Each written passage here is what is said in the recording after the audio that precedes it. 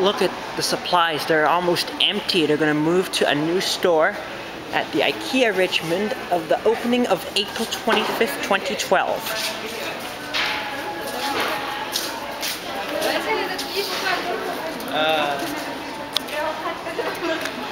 Almost empty.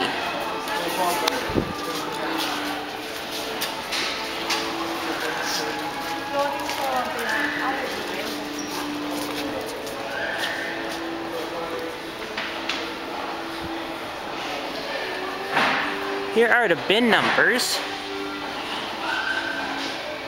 At the IKEA Richmond, the old store, almost empty. Love to see that.